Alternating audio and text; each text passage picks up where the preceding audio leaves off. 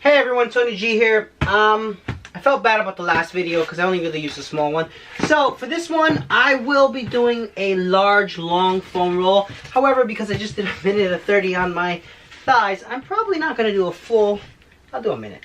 Just to kind of help us, okay? Relax, okay? So again, like I said, you want to come onto your side, making sure to get just above your knee to your inner thigh. Gents, please make sure that everything is secure and out of the way. You don't want to squeeze, pop, or roll over anything that you don't need to. So we're going to come onto our side.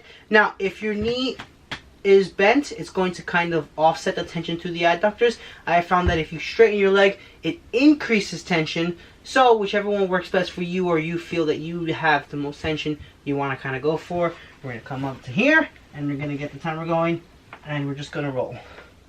Back and forth, side to side, just kind of feeling things out. Now typically, as you go higher on the thigh, leading towards your groin area, things are going to get more tense. A lot of muscles tend to overlap in this area.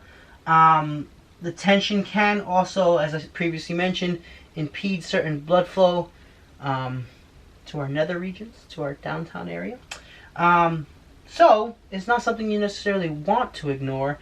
The name escapes me now, but there was a specific physical therapist who actually did a series on increasing blood flow to help with erectile dysfunction in men. And one of the things was to do some groin stretches, do some adductor stretches, because I have found in my own practice that the adductors and inner thighs have got to be one of the most tense muscles in about 70% of the population. Okay, so that was 1 minute on our adductors on the right side, and now we're going to go 1 minute on the left. Okay, now ideally when you are foam rolling, sometimes we do play favorites with our body parts where one side will be more tense as compared to the other, but you want to try to be as uniform with your body as possible, especially because tension in one area can lead to dysfunction in another.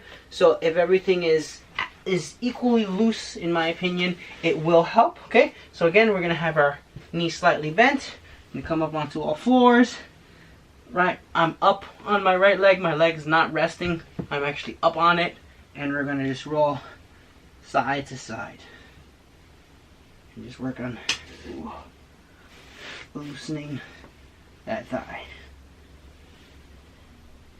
Now, of most, if not all, of the foam rolling, this tends to be a little bit one of the more difficult ones to teach, especially because the area is very, very tense.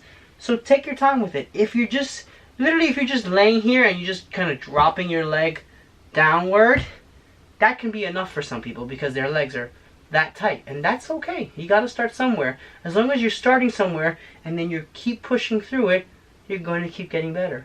It's if you start somewhere and you stop, it's never going to get better, okay? A lot of people tend to believe that if you just ignore a body ache, over time it will disappear. No, it won't. It'll actually just keep getting worse until eventually you're going to need professional help for it.